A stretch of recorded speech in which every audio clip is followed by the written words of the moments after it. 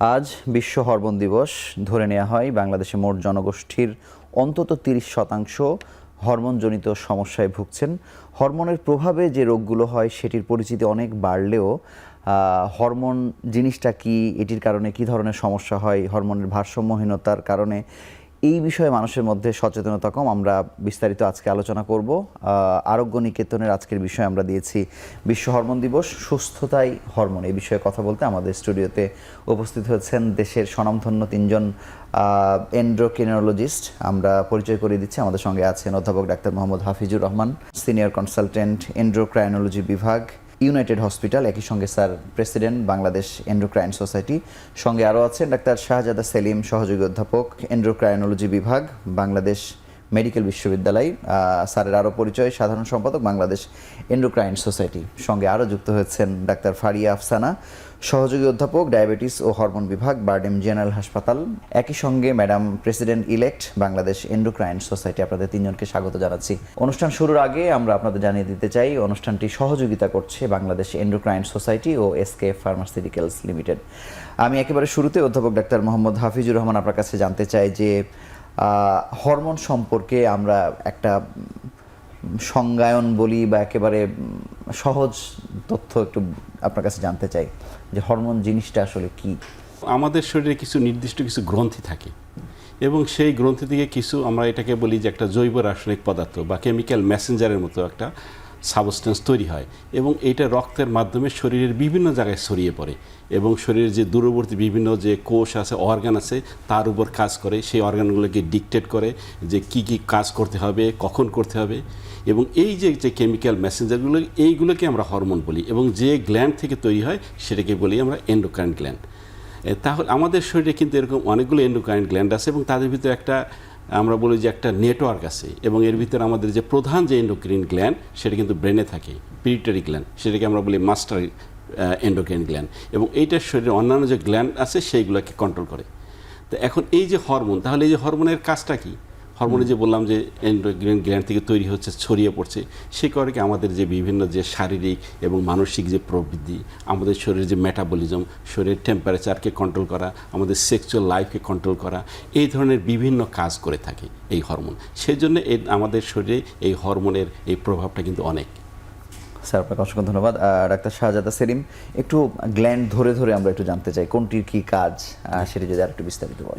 ধন্যবাদ। এবং একই সাথে বাংলাদেশ এন্ডোক্রাইন সোসাইটির পক্ষ থেকে আপনাকে, এখন টিভিকে এবং যারা শুনছেন সকলকে ধন্যবাদ জানাচ্ছি। এটা অনেকের কাছে হয়তো খুব বেশি জানা নেই, কারণ এটা কিন্তু খুব বেশি ওভাবে অনেক দিবসের মতো খুব জাঁকজমকপূর্ণভাবে কম পরিচিত উদযাপিত হচ্ছে না। আমরাও কিন্তু মানে বাংলাদেশে কি এটি অফিসিয়ালি উদযাপন হয় না? অফিসিয়ালি না, আমরা সোসাইটির পক্ষ থেকে করছি, সেজন্যই হয়তো মেসেজগুলো পরিষ্কার হয়নি।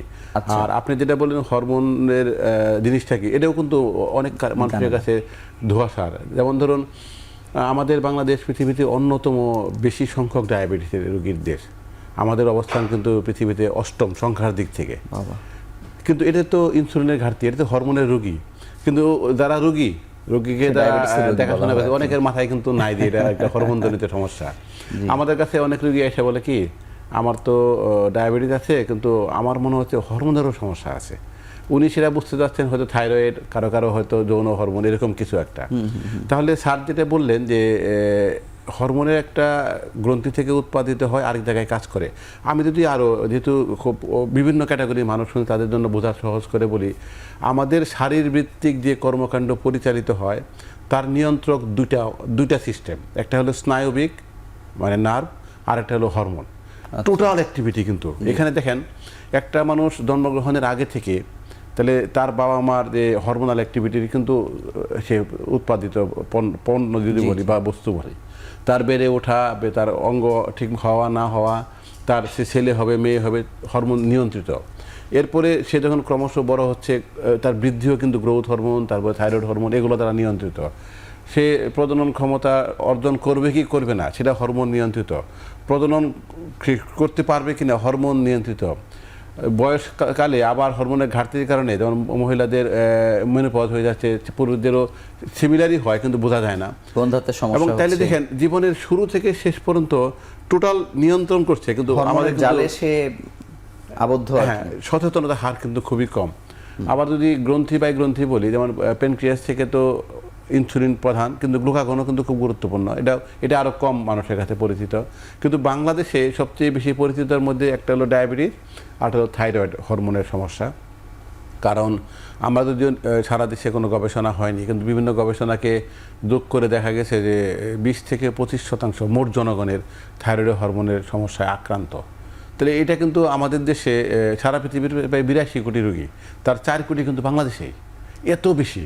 তাহলে এটা কিন্তু আমাদের মাথায় কিন্তু কারো কারো হয়তো আছে। কিন্তু এখানে কি করে, হরমোনের প্রধান গ্রুপ হলো যে হরমোনের উৎপাদন কম, হাইপোথাইরয়েডিজম হচ্ছে, অল্প কিছু হাইপারথাইরয়েডিজম হচ্ছে, কারো কারো গ্রন্থিটি বড় হয়ে গেছে, গলগণ্ড হয়েছে, কিন্তু হরমোন ঠিক আছে, কিন্তু কারো কারো কিন্তু ক্যান্সারও হচ্ছে। কিন্তু একটা খুব গুরুত্বপূর্ণ এখানে, আমরা যদি খালি হরমোনের কাজই বলি, এই ঝুঁকিটা আমাদের দিন দিন দেখা দিচ্ছে যে সারা পৃথিবীতে যে হারে থাইরয়েডের গ্রন্থির ক্যান্সার ধারণা করা হচ্ছিল, প্রথমে চীন থেকে বলা হলো যে না, এটা কিন্তু সংখ্যা বেশি। আগে বলা হতো 1% কম মোট ক্যান্সারের, এখন বলা হচ্ছে প্রায় 3%। খুব সাম্প্রতিককালে আমাদের ইউনিভার্সিটি থেকে সরকারের অর্থায়নে যে গবেষণা হয়েছে, সেখানে দেখা গেছে বাংলাদেশের জনগণের মুখের ক্যান্সারের পরে থাইরয়েড ক্যান্সার হলো দ্বিতীয় সংখ্যাগরিষ্ঠ ক্যান্সার। তাহলে আরেকটা কিন্তু হরমোন গ্রন্থি। কিন্তু সবচেয়ে মানুষকে যেটা ভোগান্তিতে ফেলছে সেটা হলো সন্তান নিতে পারা না পারা, সেটা কিন্তু অধিকাংশ ক্ষেত্রে হরমোনের নির্ভরশীল। আবার পলিসিস্টিক ওভারি সিনড্রোম, মহিলাদের পুরুষের মতো হয়ে যাওয়া, পুরুষদের মহিলাদের মতো হয়ে যাওয়া, টোটালি হরমোন নির্ভর। এগুলোর বাদেও কিন্তু অনেকগুলো হরমোন এবং মেটাবলিজম একসাথে জড়িত, যেহেতু হাড় ক্ষয়, তারপরে ভিটামিনগুলো, এখন ভিটামিন ডি নিয়ে ব্যাপক আলোচনা হচ্ছে, এগুলো কিন্তু সব একটা আটটার সাথে জড়িত। তাহলে আজকে যে আমাদের আলোচনার বিষয় যে বিশ্ব হরমোন দিবস, সুস্থতায় হরমোন, মানে প্রতিটি মানুষ কতটুকু সুস্থ থাকবে তার সাথে হরমোন কিন্তু খুব মানে আন্তরিকভাবে, মানে অঙ্গাঙ্গিভাবে জড়িত। আমি বরং অন্যভাবে বলি যে সামাজিক সুস্থতার জন্যও হরমোন দরকার আছে।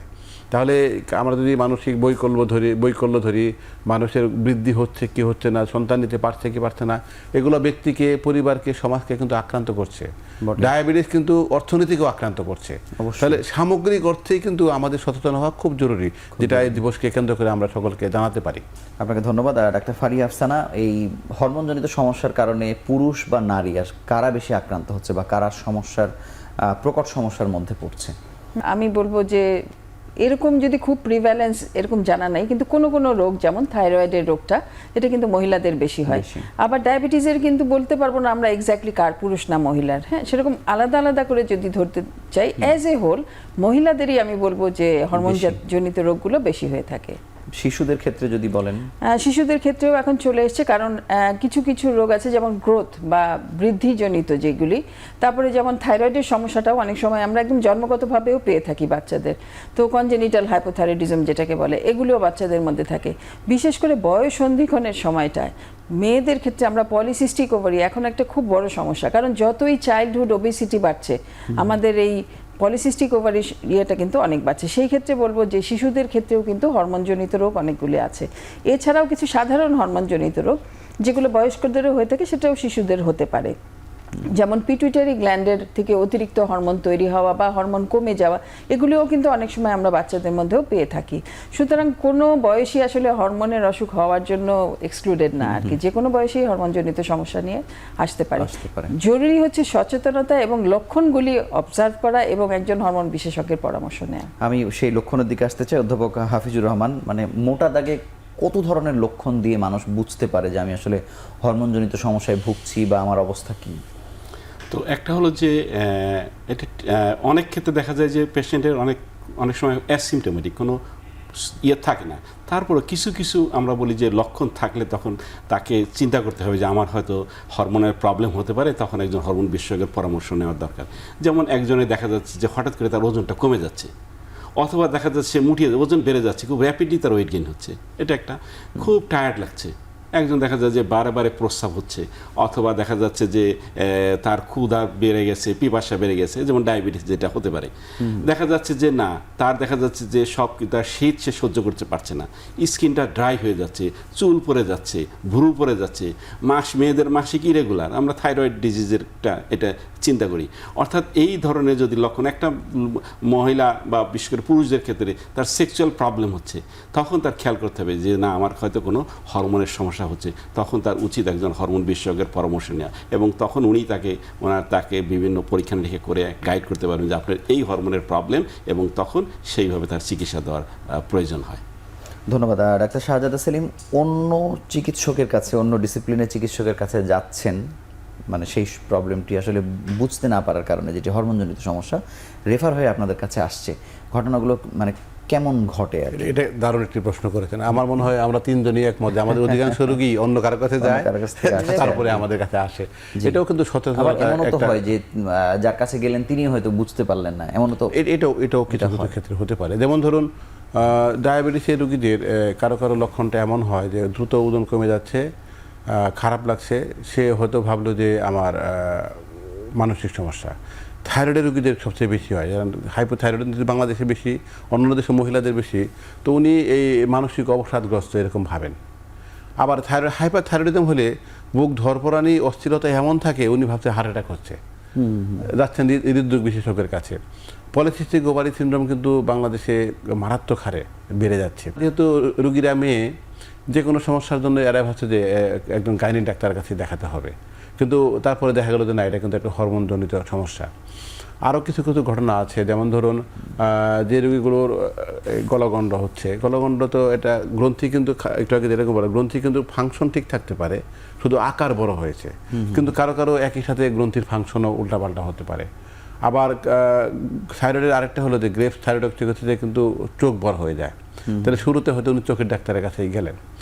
প্রজনন সমস্যা নিয়ে যেটা হচ্ছে, বন্ধ্যা দম্পতির সংখ্যা কিন্তু মারাত্মক হারে বেড়ে যাচ্ছে, ব্যাপক, এবং এরা কিন্তু যে যার মতো করে বিভিন্ন জায়গায় দেখাচ্ছেন, পরে দেখা গেল যে দুজনের একজন অথবা দুজনেরই ডায়াবেটিস আছে, থাইরয়েডের সমস্যা আছে, অথবা যৌন হরমোনের সমস্যা আছে। তাহলে এটা কিন্তু যদি শুরু থেকে গুছিয়ে কাজ করতে পারতাম, তাহলে কিন্তু সমস্যাটা এরকম নাও হতে পারতো। আমি আরেকটা জিনিস যেটা খুব কম আলোচিত হয় এখানে বলি, রোগটার সংখ্যাও কম, কিন্তু আমাদের চোখ কান খোলা রাখাটা জরুরি। যেমন কনজেনিটাল অ্যাড্রিনাল হাইপারপ্লাসিয়াতে মেয়েদেরই বেশি হয়, ছেলেদেরও হতে পারে, যে যৌনাঙ্গের কিন্তু একটা অস্বাভাবিক অবস্থা থাকে। এখন মা বা বাবা এরাই তো প্রথমে খেয়াল করবেন, কিন্তু তাদের মাথায় যদি তথ্যটা না থাকে, খেয়াল করলেন না, তারপরে যখন মেয়ে বা ছেলে যখন বয়সন্ধিকাল পার হবে, তখন কিন্তু দেখা গেলো যে ও কিন্তু বাকিদের মতো নয়। এখন ডাক্তারের কাছে আসছে, যে কাজটা যদি আমরা 6 মাস বা 3 মাস 5 মাস বয়সে শুরু করলে, ও কিন্তু বাকিদের মতোই বড় হয়ে প্রজননক্ষম পুরুষ বা নারীতে পরিণত হতে পারতেন। তাহলে এই সচেতনতার ধারাবাহিকতাগুলো কিন্তু শুধু ডাক্তারদের নয়, রোগীদের ক্ষেত্রেও থাকতে হবে। আরেকটি ঘটনা হলো যে, যদি সবচেয়ে বড় যে আমাদের আক্রান্ত করছে যে সমস্যাটা, মানে সংখ্যায় না হলেও বিভিন্নভাবে সবচেয়ে বেশি আক্রান্ত করছে, সেটা হলো ডায়াবেটিস।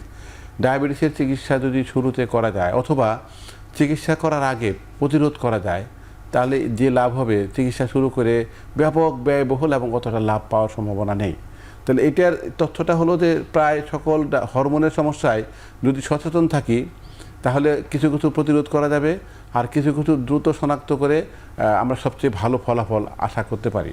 আমাদের বাংলাদেশে কিন্তু কাঠামো দুর্বল, যেহেতু আমরা এন্ডোক্রাইনোলজিস্ট বা হরমোন বিশেষজ্ঞ সংখ্যা কম, এখন কিন্তু আগের তুলনায় বেশি সংখ্যক পাস করছে। আর সরকারি কাঠামো দুর্বল, যেহেতু ডাক্তারই কম, কিন্তু রোগ কিন্তু কম নয়। প্রায় 2 কোটির কাছাকাছি ডায়াবেটিসের রোগী, 4 কোটির কাছে থাইরয়েডের, পলিসিস্টিক ওভারিও কিন্তু আলটিমেটলি 1.5 কোটির কাছাকাছি হবে, অস্টিওপরোসিস 60-70 লাখ, এটা আমাদের গবেষণা আছে। কিন্তু যদি থাইরয়েড ক্যান্সারে যেটা বললাম, এটা কিন্তু আমাদের ঘুম হারাম করে দিবে, কারণ এটা কিন্তু যদি সত্যি 3.5% মতো পাওয়া গেছে, এটা কিন্তু অনেক বেশি। তাহলে হরমোন নিয়ে কিন্তু ব্যাপক কর্মকাণ্ড দরকার আমাদের। বেশিরভাগ উন্নত দেশ তাদের জন্ম সনদে ওই শিশুটি থাইরয়েড হরমোনের মাত্রা লেখা বাধ্যতামূলক করেছে, কারণ ওর মানসিক এবং শারীরিক বৃদ্ধি নির্ভর করবে থাইরয়েড হরমোনের পর্যাপ্ততার উপরে। তো এটাও কিন্তু বাংলাদেশে খুব দরকার, কারণ আমি বললাম যে 82 কোটি থাইরয়েড রোগীর মধ্যে 4 কোটি বাংলাদেশে। তাহলে পৃথিবীর যে কোনো দেশের হারের তুলনায় আমাদের হার অনেক বেশি, আমাদের কর্মকাণ্ড কিন্তু অনেক বেশি হতে হবে, কিন্তু সেটা কিন্তু রাষ্ট্রীয়ভাবে এগিয়ে না আসলে হবে না। আপনাকে অসংখ্য ধন্যবাদ। আমরা ছোট্ট একটি বিরতি নিয়ে আলোচনায় ফিরছি।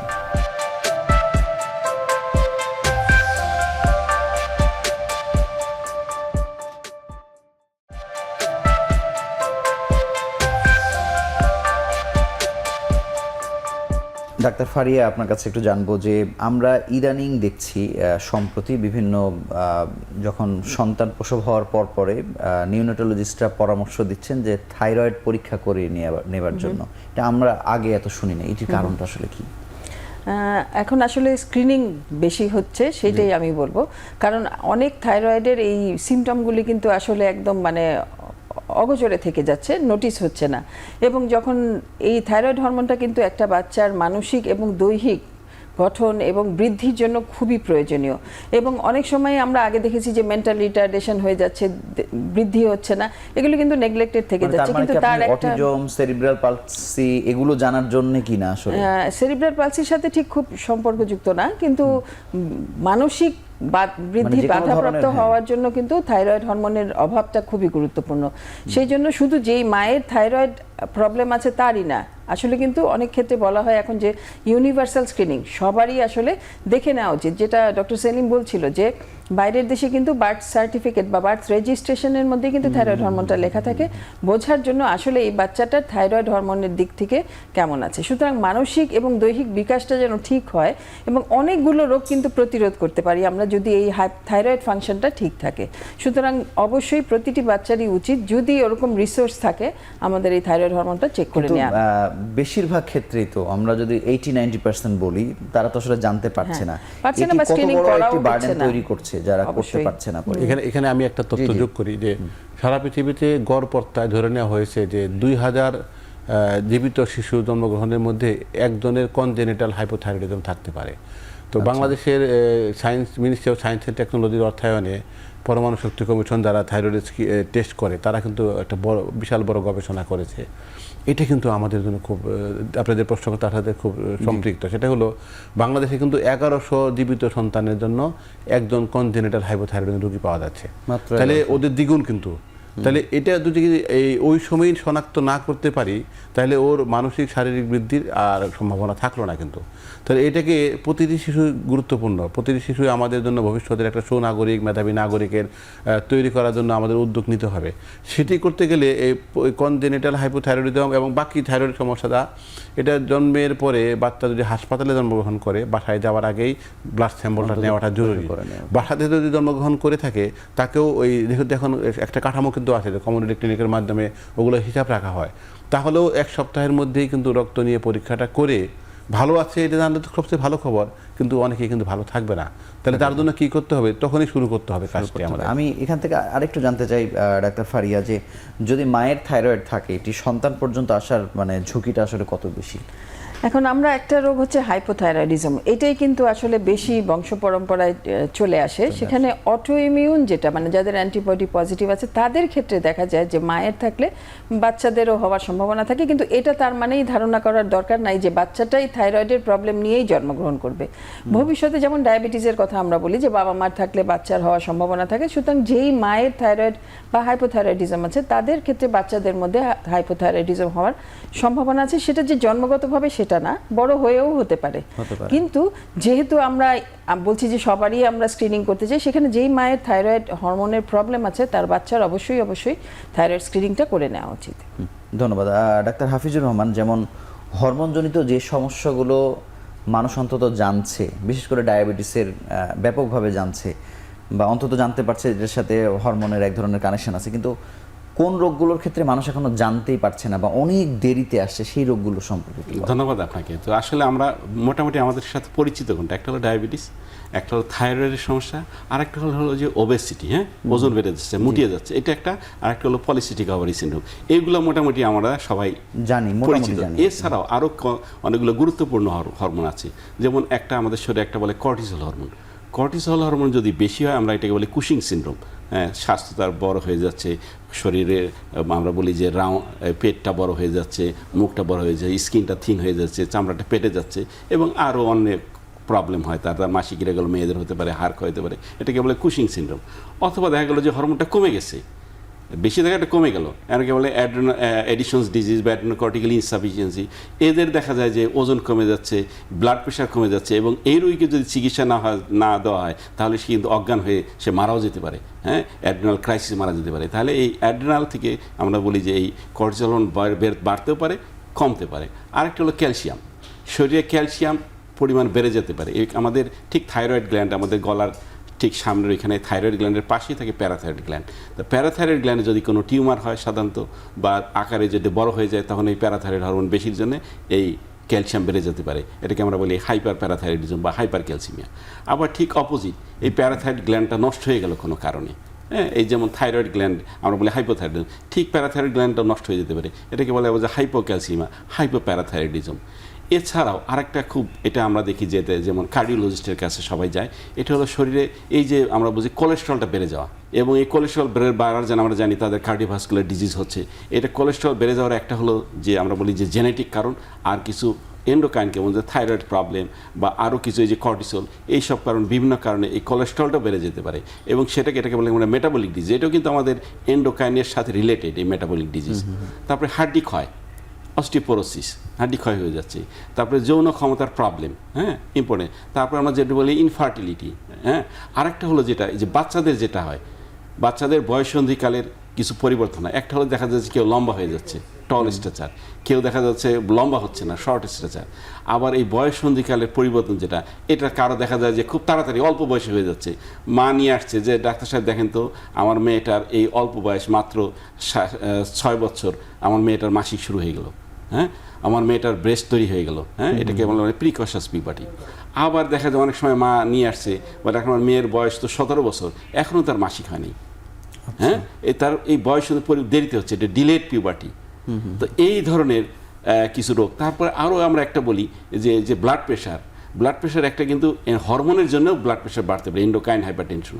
তো এই ধরনের শুধু যে আমরা যে শুধু ওই কয়েকটা রোগই যে আমরা পরিচিত, কিন্তু এই ধরনের আছে। আরেকটা হলো যে সেলিম একটু ইঙ্গিত করেছিল, এটা ইন্টারসেক্স, হ্যাঁ, আমরা বলি DSD, disorders of sexual development.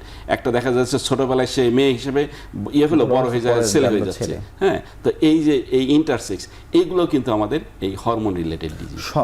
পিতামাতার যেমন একটা সবার চিন্তা থাকে যে আমার ছেলে যেন একটু ঠিকঠাক মতো লম্বা হয় আর কি, কিন্তু এই সমস্যাটি কখন আসলে আইডেন্টিফাই করা উচিত, বা কোন সময়ের পরে গেলে এই সমস্যার সমাধান করা সম্ভব না, এই জায়গাটি যদি খুব গুরুত্বপূর্ণ। এটা আমাদের কাছে অনেক সময় আসে এবং খুবই হতাশ হয়, তখন আমাদের কিছু করার থাকে না।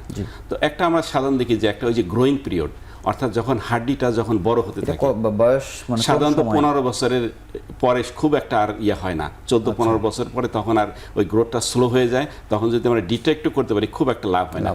অনেক সময় নিয়ে যে ডাক্তার সাহেব ওর ক্লাসে অন্যরা বড় হচ্ছে, ও কিন্তু বড় হচ্ছে না। তো এই ধরনের যদি মা খেয়াল করে এবং কম বয়সে যদি নিয়ে আসে, তাহলে কিন্তু আমরা তাড়াতাড়ি তার চিকিৎসা দিতে পারি। কিন্তু ওই 14-15 বছরে যখন নিয়ে আসে, তখন হাড্ডিটা যদি আমরা বলি যে এই যে হাড্ডি লম্বা হওয়ার যে একটা ইপিফাইসিসটা, ওইটা যদি একবার ফিউজ হয়ে যায়, তখন কিন্তু আমরা আর তাকে লম্বা করতে পারি। আপনি বলছেন যে 8 বছরের পর থেকে 15 বছরের আগে পর্যন্ত এরকম সময়টা যত আগে না, সেটা না, ঠিক 8 বছরের আগেও হতে পারে। আর সাধারণত একটা হয় কি যে প্রথম 2 বছরে গ্রোথটা ঠিক অতটা ম্যাচ করে না। প্রথম 2 বছরে কিন্তু গ্রোথ একটা কার্ভের ভিতর সে ঢুকতে পারে না। 2 বছরের পর থেকে কিন্তু যদি আমরা মনিটর করি, তাহলে দেখতে পারি যে তার গ্রোথটা স্লো হয়ে যাচ্ছে, হ্যাঁ। তো সেই জন্য এই গ্রোথ ফ্যাক্টরটা আসলে আপনারা পরীক্ষা করেন কিভাবে? হ্যাঁ, এটা আমরা গ্রোথের যে একটা হলো যে এই যে গ্রোথ লম্বা হচ্ছে না, তো এর কারণটা কি? প্রথম একটা কারণ হলো যে আমরা বলি যে আমাদের পিটিউটারি গ্ল্যান্ড থেকে একটা হরমোন তৈরি, গ্রোথ হরমোন। এখন গ্রোথ হরমোন কারো তৈরি হচ্ছে না, তাহলে সে শর্ট হতে পারে। নাম্বার 2, থাইরয়েড হরমোন তার অ্যাডিকুয়েট হচ্ছে না, হাইপোথাইরয়েড।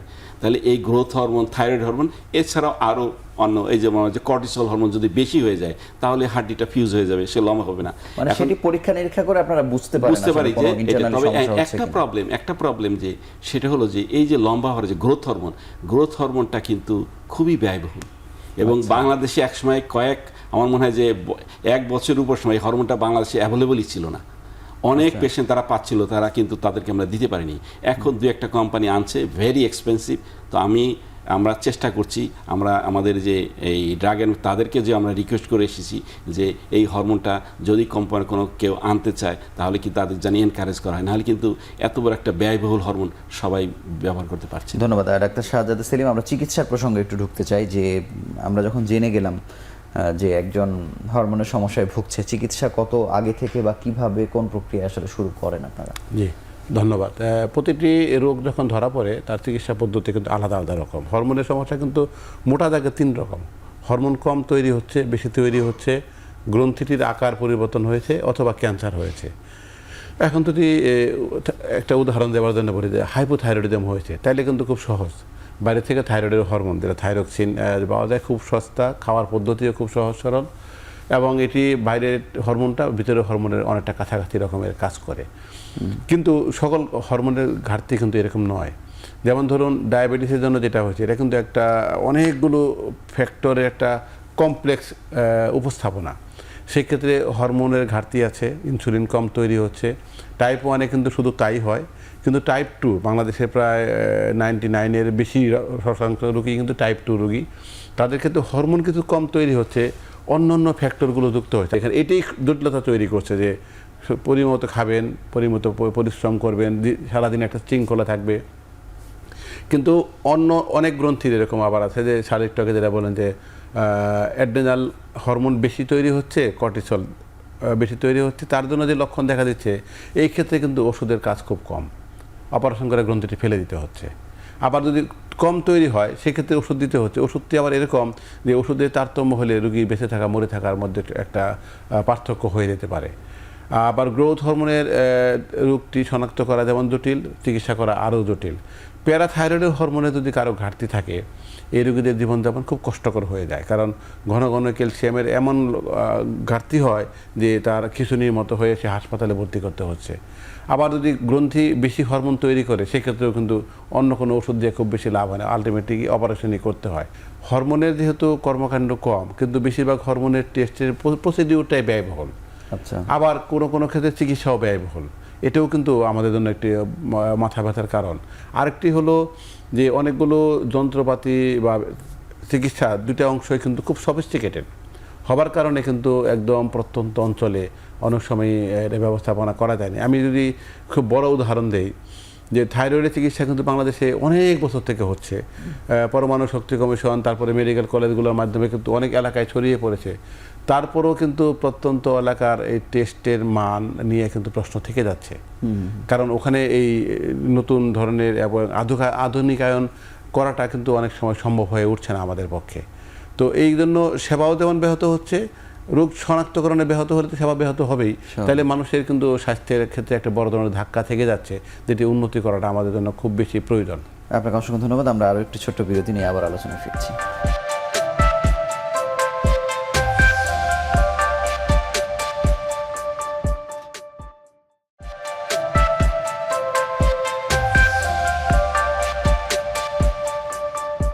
ডাক্তার ফারিয়া, আপনার কাছে জানবো যে বাংলাদেশে এই যে স্যার যেটি বিরতির আগে বলছিলেন যে হরমোনের পরীক্ষা নিরীক্ষার সংকটটা আসলে রয়েছে, কিন্তু হরমোনের চিকিৎসা আসলে বাংলাদেশে আমরা কত দূর পর্যন্ত আসলে পাচ্ছি? মানে এটা যদি আমরা অঞ্চল ভেদে বলি বা প্রত্যন্ত অঞ্চল পর্যন্ত তো আসলে পাওয়া আসলে কঠিন। তাহলে একটি রোগী আসলে জানতেই পারছেন না, তারপরে যদি চিকিৎসক আসলে না পান, এটি আসলে কত বিলম্ব হয়ে যাচ্ছে আপনাদের কাছে আসতে আসতে? এখানে অবশ্যই আমি বলবো অ্যাওয়ারনেস। হ্যাঁ, শুধু যে একটা রোগীর জন্য অ্যাওয়ারনেস তা না, একজন চিকিৎসকের জন্য এই হরমোন রোগের লক্ষণগুলির বিষয়ে অ্যাওয়ারনেসটা খুব জরুরি। সে একজন জেনারেল প্র্যাকটিশনারই হতে পারে বা একজন মেডিকেল অফিসার, একজন প্রত্যন্ত গ্রামে কাজ করছেন।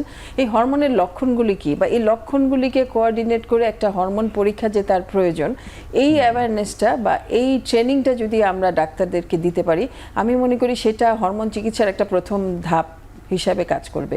এবং এই অ্যাওয়ারনেসটা আমরা এই যে যেমন এখন একটা টিভি প্রোগ্রাম বা একটা স্কুলের কারিকুলামের মধ্যে যদি কিছু লক্ষণগুলি আমরা ইনক্লুড করে দিতে পারি, যে ছোটোবেলা থেকে সে জানলো যে ডায়াবেটিসের লক্ষণ কী, থাইরয়েড ডিজিজ হলে লক্ষণ কী, তাহলে কিন্তু মানুষের মধ্যে অ্যাওয়ারনেসটা আরও বাড়বে।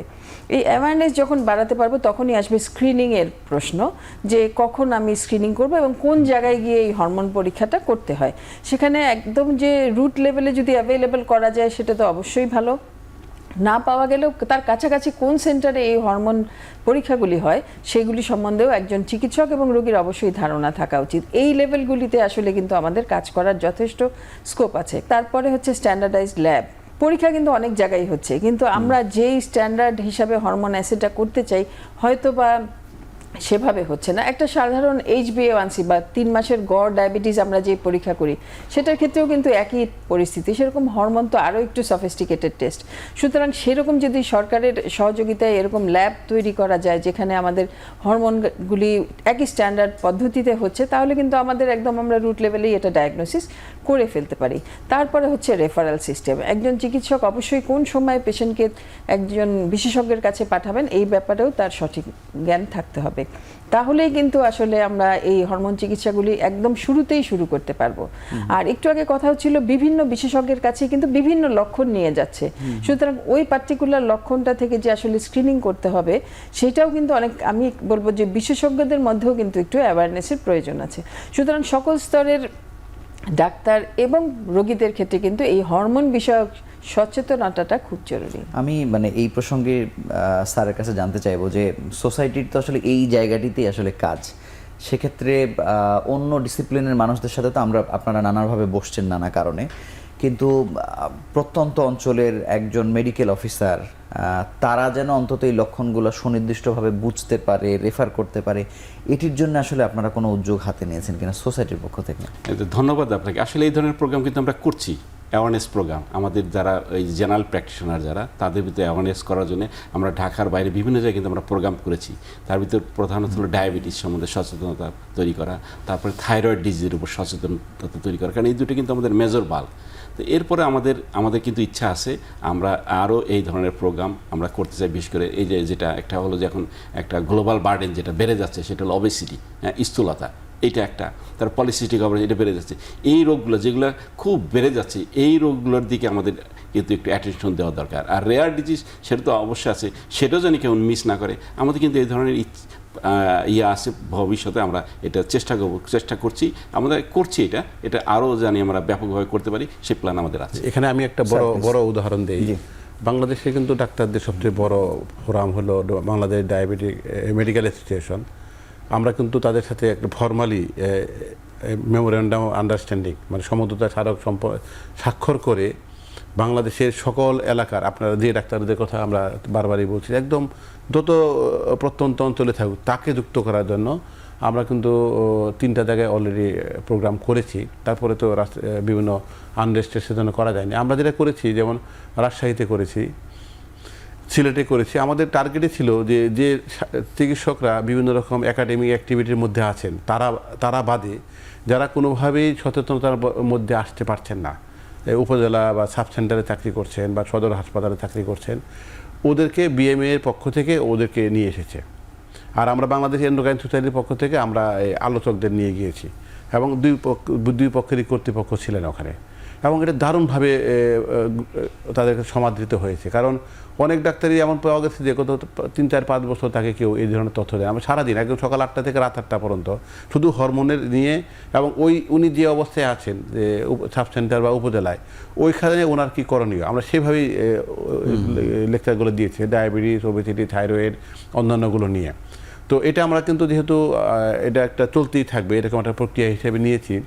আমরা আশা করছি যে সারা বাংলাদেশের সবকটা ডিস্ট্রিক্টে প্রোগ্রাম করে ওই ডিস্ট্রিক্টের একদম প্রত্যন্ত এলাকা ডাক্তারদেরকে আমরা এই হরমোন রোগ সংক্রান্ত যেটুকু মেসেজ তাকে দেওয়া উচিত সেটা দিতে পারবো। একই সাথে পরীক্ষার ক্ষেত্রে আমি যেটা বলতে চাই যে পরীক্ষার জন্য কিন্তু সবকটা উপজেলা জেলায় বড় সেট আপ লাগবে তা না, কিন্তু যদি এরকম করতে পারি, যেমন সরকার কিন্তু একটা বিশেষ ল্যাবরেটরি করেছে, এই ল্যাবরেটরি তো চেইনও থাকবে, ওই চেইনের মধ্যে যদি হরমোন রোগগুলোকে শনাক্ত করার একটা চেইন মেসেজগুলো দেওয়া থাকে উপজেলায় জেলায়, যে আপনার এই পরীক্ষা আপনি অতি দ্রুত এখানে সময় ক্ষেপণ না করে আপনি এখানে পাঠিয়ে দিন। যে একটা উপজেলাতে ওই ডাক্তার সন্দেহ করলেন, করে উনি প্রথমে স্ক্রিনিং করলেন, তারপরে স্ক্রিনিংয়ের পজিটিভ হলেই কিন্তু হরমোন বিশেষজ্ঞের কাছে পাঠিয়ে দিলেন। এবং স্ক্রিনিং না করতে পারলে কিন্তু তাকে রুগীটাকে পাঠিয়ে দিতে হবে প্রথম ধাপেই। সেই ক্ষেত্রে কিন্তু অনেক ক্ষেত্রে রুগী আসতে চায় না, রুগীর আর্থিক ব্যাপার আছে। যেমন ধরেন বাংলাদেশে কিন্তু সবচেয়ে বড় সেন্টারের মধ্যে আমাদের ইউনিভার্সিটি আর বারডেম, তো সকল রোগীর পক্ষে কি এখানে আসা সম্ভব? তাহলে আমরা যদি আরও নিচের দিকে সেবা নিয়ে দিতে পারি, যেটা সরকারের পলিসির মধ্যে আছে, সেখানে কিন্তু এই পলিসির মধ্যে ঢুকিয়ে দিতে হবে। কিন্তু স্যার আমি এখানে আপনার কাছে একটু সম্পর্ক প্রশ্ন করতে চাই যে বাংলাদেশে প্রায় 10,000-এর মতো ল্যাব আর কি, মানে বেসরকারি পর্যায়ে চিকিৎসকদের পক্ষ থেকেও দেখা যায় যে অসংখ্য ল্যাব, বেশিরভাগ ল্যাবেই আসলে তারা নির্ভর করতে পারেন না, তখন দেখা যাচ্ছে যে ওনাকে একই টেস্ট আবার আরেক জায়গায় করতে বলা হয় আর কি। তো এই পরীক্ষা নিরীক্ষার উপর নির্ভর করতে গিয়েই বা ট্রিটমেন্ট শুরু করার আগে দিয়ে আপনারা কত বিড়ম্বনার মধ্যে পড়েন, বা এই জায়গাতে আসলে আপনাদের বলার কি আছে? এটা কিন্তু সমস্যা আছে, এটা শুধু আমাদের ডিপার্টমেন্টের নয়, অন্য ডিপার্টমেন্টের ক্ষেত্রে আছে। সরকারের কিন্তু একটা সিস্টেম তৈরি করা আছে যে একটা ল্যাব করতে চাইলে তাহলে বিল্ডিং কেমন হবে, মানে কোন ধরনের ল্যাব সার্ভিস দিবে তার উপর। যেমন ধরুন একজন এক্স রে করবে, এক্স রে কিন্তু একটা রুমের একটা নির্দিষ্ট কাঠামো করে দেওয়া আছে, এরকম ওয়াল হবে, এতটুকু পুরু হবে, এতটুকু উঁচা হবে। যদি কেউ পরমাণু তেজস্ক্রিয়া সংক্রান্ত কোনো সার্ভিস দেয় তাহলে তারটা এরকম হবে। তো কেউ যদি রক্ত নেয় সেই রক্তগুলো কিভাবে সংরক্ষণ করবে, ওই যে বর্জ্য কিভাবে ব্যবস্থাপনা হবে, এগুলো কিন্তু কাগজে কলমে কিন্তু রয়ে গেছে। এখন এই কাগজে কলমে যেটা আছে সেটাকে বাস্তবায়ন করার দায়িত্ব কিন্তু ওই যে যারা নিবন্ধন দেন তাদের কিন্তু দায়িত্বটা নিতে হবে। কিন্তু এখানে কিন্তু গ্যাপ থেকে যিনি জনগণ তারও তো দায়িত্ব আছে, তিনি যাবেন হ্যাঁ, না। এটা একটা সকল পক্ষ কিন্তু একসাথে কাজ করতে হবে। এখানে ডাক্তার, সেবাগ্রহীতা এবং পলিসি নিয়ন্ত্রক, তো কিন্তু মূল শক্তিটা কিন্তু পলিসি নিয়ন্ত্রকদের হাতে। যেমন একটা লেভেল অনুমোদন দিয়েছে, এর অর্থ হয় না যে ও যদি ভুলভাল করে সেটা টিকে থাকবে, অনুমোদন বাতিল করে দেওয়া। এটাও তো আমি বলতে পারি যে একটি সরকারি হাসপাতালে, জেলা সদর হাসপাতাল বা উপজেলা যাই বলি না কেন, এখানে 1-2 জন লোককে দিয়ে, মানে টেকনোলজিস্টও না, একজন টেকনিশিয়ানকে দিয়ে আমি স্যাম্পল নিয়ে যাচ্ছি, একই রুমে যা কিছু করছি, সেখানেও তো আসলে মান নিয়ে প্রশ্ন উঠতে পারে। আমি আমার নিজের অভিজ্ঞতায় বলি, আমি ঝালকাঠি সদর হাসপাতালে একসময় চাকরি করতাম। তো ওখানে আমরা ডাক্তার 2 জন ছিলাম, আরএমও আর আমি। তো আমাদের সকল দায়িত্ব 2 জনের মধ্যে ভাগাভাগি হয়ে যেত। তো ওই এক্সরের দেখাশোনার দায়িত্ব আমার উপর পড়লো। পরে আমি দেখি কি এক্সরে কিন্তু হচ্ছে না। তারপর টেকনিশিয়ান নাই, আছে কিন্তু ফিজিক্যালি নাই, তাকে ডেকে আনলাম। সে আমাকে বলল, স্যার আমাদেরকে যে পরিমাণ রিয়াজেন্ট দেয় তাতে ম্যাক্সিমাম 3 মাস করা যায় টেস্ট। তো ওই রিয়াজেন্টটা আসলে আমি এই জন্য যেটা করি, 1 সপ্তাহ করি, 3 সপ্তাহ আবার রুগী দেখে বলি নাই আগামী মাসে করা হবে। তাতে সার্ভিসটা থাকছে, কিন্তু ওই 3 মাসের রিয়াজেন্ট দিয়ে 1 বছর সার্ভিস দিচ্ছে। তো হাসপাতালে, এটা কিন্তু হাসপাতাল, সরকারি হাসপাতালের কথা বলছি, তাহলে এটা তো এইভাবে হবে না। কারণ তাহলে এটা তো আমরা জানি যে ওখানে কতজন রোগী আসবে, তাদের গড়ে বেসরকারিতে ল্যাবে দেখেন না 100 জন লোক কাজ করে, মানে অনেকগুলো লেয়ারে কাজ করে। সেই কাজটি আমি যখন 2 জন মানুষকে দিয়ে করাচ্ছি এবং তার যে জ্ঞানের পরিধি, তখন আমি সেখান থেকে একটা ভালো রেজাল্ট আসার আশা করতে পারি। এবং এটা খুব ভালো প্রসঙ্গ, কারণ সরকারকে কিন্তু খালি ওই আইন করলে হবে না, সরকার দৃষ্টান্ত দেখাতে হবে যে তুমি প্রাইভেট ল্যাব করছো, আমারটার মতো হতে হবে।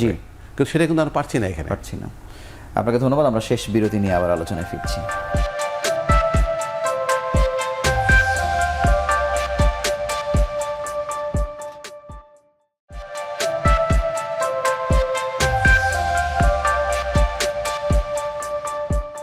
ডাক্তার ফারিয়া, আমি খুব স্পেসিফিক একটি বিষয়ে জানতে চাই যে যারা বন্ধ্যাত্বের তীব্র সংকটে ভুগছেন, যে কোনোভাবেই সন্তান হচ্ছে না, তাদেরকে যখন আপনাদের কাছে রেফার করা হয়, তিনি হয়তো জানেন না, পিসিওএস এর ক্ষেত্রে তিনি জানেন যে হরমোনাল সমস্যা এটি, বন্ধ্যাত্বের ক্ষেত্রে জানেন না, তখন আসলে আপনাদের হাতে চিকিৎসার কি থাকে? অবশ্যই আমি বলবো হরমোনের দিক থেকে অনেকগুলি হরমোন আমাদের অ্যাসেসমেন্টের সুযোগ থাকে। যেমন প্রথমেই আমরা বলতে পারি থাইরয়েড হরমোনের সমস্যা আছে কিনা। আমরা জানি যে ডায়াবেটিস, টাইপ 2 ডায়াবেটিস কিন্তু বেশিরভাগ 50% ক্ষেত্রে অ্যাসিমটোমেটিক, কোনো লক্ষণ নাই, হয়তোবা স্ক্রিনিং করা হয়েছে কি হয় নাই, হ্যাঁ, হয়তোবা শুধু তার এই যে বন্ধ্যাত্বর কারণটা মহিলাকে পরীক্ষা করা হয়েছে, পুরুষের কোনো সমস্যা আছে কিনা এটা হয়তোবা দেখাই হয় নাই। একটাই শুধু পরীক্ষা যদি আমরা পুরুষদের জন্য সিমেন অ্যানালাইসিস করতে পারি, সেটা করেই কিন্তু অনেকটা আমরা ধারণা করতে পারি সে পুরুষেরও হরমোনের সমস্যা আছে কিনা। সুতরাং এই দিকগুলি কিন্তু অনেক সময় অ্যাসেসমেন্ট হয় না, শুধু মহিলাদের কি রোগী কি আপনাদের কাছে পর্যন্ত আসে কিনা? অবশ্যই এখন তো আমরা অনেক রেফারেল পাচ্ছি, এবং আমি বলবো জনগণও কিন্তু আগের থেকে একটু সচেতন হয়েছে যে আমার হরমোনের কোনো সমস্যা আছে কিনা, যেই জন্য আমার বন্ধ্যাত্ব হচ্ছে। সুতরাং শুধু একজন মহিলাকে না, অবশ্যই আমরা কাপলকে অ্যাসেস করতে হবে এবং 2 জনেরই হরমোনের দিক থেকে কোনো সমস্যা আছে কিনা এটা অ্যাসেস করে একটি সুস্থ মানুষও যদি আজকে মনে করে যে আমার হরমোনের কোনো সমস্যা আছে কিনা আমি জানতে চাই, তাকে আসলে অন্তত কতগুলো পরীক্ষা বা কি মানে করে নেওয়া উচিত? আমাদের দেশের প্রেক্ষিতে আমরা বলবো, আমরা জানছিলাম যে অ্যাটলিস্ট মেয়েদের ক্ষেত্রে পলিসিস্টিক ওভারি আছে কিনা, থাইরয়েড ডিজিজ আছে কিনা এবং ডায়াবেটিস আছে কিনা, এই 3টা আসলে স্ক্রিনিং করেই নেওয়া উচিত। কারণ যে কোনো কারো ক্ষেত্রেই, বিশেষ করে কমন পরীক্ষাগুলোর একটু নাম বলা যায় দর্শকদের? হ্যাঁ, অবশ্যই। ডায়াবেটিসের জন্য তো আমরা গোল্ড স্ট্যান্ডার্ড টেস্ট বলি 2 স্যাম্পল ওজিটিটি, মানে খালি পেটে একবার গ্লুকোজ খেয়ে 2 ঘন্টা পরে একবার, এটা আমাদের কমন টেস্ট। কিন্তু সব ক্ষেত্রেই দেখা যায় যেটা করা যায় না, অনেক সময় একটা র্যান্ডম ব্লাড সুগার বা একটা খালি পেটের ব্লাড সুগারও আমাদেরকে হেল্প করতে পারে। আর যেখানে স্ট্যান্ডার্ডাইজ ওরকম ল্যাব আছে, HbA1c বা 3 মাসের গড় ডায়াবেটিস, এটা দিয়েও আমরা অনেক সময় ডায়াবেটিস ডায়াগনোসিস করি। যদি থাইরয়েডের কথা বলি, এটা সবার জন্য বলবো, শুধু রোগীর জন্য না, একজন চিকিৎসকের জন্যও বলবো। এটা সবসময় পেয়ার টেস্ট, অনেক সময় দেখা যায় শুধু টিএসএইচ করা হয়, এখানে আমাদের ডায়লেমাটা কিন্তু আরও বেড়ে যায়। সুতরাং একটা FT4 এবং টিএসএইচ, এই টেস্টটা দিয়ে আমরা থাইরয়েড সম্বন্ধে অনেকটা ধারণা পেতে পারি। তারপরে আসে এই রিপোর্টের উপরে ভিত্তি করে আমরা অ্যান্টিবডি করবো কিনা, থাইরয়েডের আলট্রাসোনোগ্রাম করবো কিনা, FNAC করতে হবে কিনা, এগুলি পরবর্তী পরীক্ষা। যদি পলিসিস্টিক ওভারির কথা বলি, এখন যেই ট্রিটমেন্ট ট্রেন্ডটা চলে এসছে, পলিসিস্টিক ওভারি কিন্তু অনেকটাই, বেশিরভাগ ক্ষেত্রেই হিস্ট্রি ডিপেন্ডেন্ট, সিমটম ডিপেন্ডেন্ট। আমরা সিমটম থেকেই বলে দিতে পারি এই মেয়েটার বা এই বাচ্চাটার পলিসিস্টিক ওভারি আছে। সেই ক্ষেত্রে অনেক ক্ষেত্রেই কিন্তু কোনো পরীক্ষা ছাড়াও আমরা বলে দিতে পারি যে তার লক্ষণ দেখে যে, সুতরাং লক্ষণগুলি সম্বন্ধে সচেতন হতে হবে। তার মাসিক নিয়মিত হয় কিনা, তার অবাঞ্ছিত লোম তৈরি হচ্ছে কিনা, সে বেশি ওজন বেড়ে যাচ্ছে কিনা। অনেক সময় এগুলি কিছুই নাই, শুধু টায়ারনেস, দুর্বলতা এগুলি নিয়ে আসছে, কিন্তু ওজন অনেক বেশি। সেই ক্ষেত্রে কিন্তু আমরা লক্ষণ ছাড়াও অনেক সময় পলিসিস্টিক ওভারি পেতে পারি। সাধারণ মানুষের মধ্যে একটা ধারণা আছে যদি আলট্রাসোনোগ্রামে আমরা পলিসিস্টিক ওভারি পাই তাহলেই এটা পলিসিস্টিক ওভারি, সেই ধারণাটা কিন্তু ঠিক না। এই পলিসিস্টিক ওভারি আলট্রাসোনোগ্রামে না পেয়েও কিন্তু এই মহিলার বা এই মেয়েটার পলিসিস্টিক ওভারি থাকতে পারে। সেক্ষেত্রে অবশ্যই দু একটা হরমোন পরীক্ষা আছে যেটা করে আমরা ধরে নিতে পারি যে তার পলিসিস্টিক ওভারি আছে কিনা। সেই একইভাবে যেই অন্যান্য যে হরমোনের, আমাদের খালি খেয়াল রাখতে হবে হরমোনের মোটা দাগে দুইটা জিনিস হতে পারে, হরমোন আধিক্য বা হরমোনের অভাব। এই দুইটার কোনোটার লক্ষণ দেখেই আমরা ওই হরমোন পরীক্ষাগুলি করব। ধন্যবাদ অধ্যাপক হাফিজুর রহমান। আমরা অনুষ্ঠানের শেষ প্রান্তে আপনার কাছে জানবো যে প্রতিরোধের ক্ষেত্রে আমরা যেমন বলি যে ওষুধ ছাড়াই সকল রোগের পথ্য, এমন একটা কথা আসলে আমরা বলতে চেষ্টা করি যে মানে কেমন জীবনযাপনের মধ্য দিয়ে আসলে এগুলোকে আমরা বিরত করে দিতে পারি বা থামিয়ে দিতে পারি। ধন্যবাদ আপনাকে। আসলে এটা খুবই গুরুত্বপূর্ণ যে এটাকে আসলে যে হরমোনজনিত আমরা বলি যে একটা ভালো স্বাস্থ্যের জন্য কি দরকার, অর্থাৎ আমার জানি এই হরমোনজনিত রোগটাকে জানি আমি প্রতিরোধ করতে পারি। তো প্রতিরোধের পথ কি? প্রতিরোধের প্রথম পথ হলো যে একটা স্বাস্থ্যকর জীবনযাপন করা। স্বাস্থ্যকর জীবনযাপন কি? আমরা কায়িক পরিশ্রম করতে হবে, প্রয়োজন এক্সারসাইজ করতে হবে, খাবারটা আমার হেলদি হতে হবে।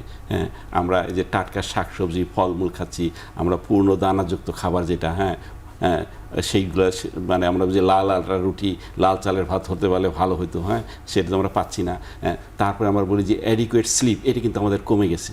হ্যাঁ, আমাদের স্ক্রিন টাইম বেড়ে গেছে, এই জিনিসগুলোকে কমাতে হবে। এটা হলো লাইফস্টাইল মডিফিকেশন। নাম্বার 2 যেটা, সেটা হলো যে এনভায়রনমেন্টাল পলিউশন।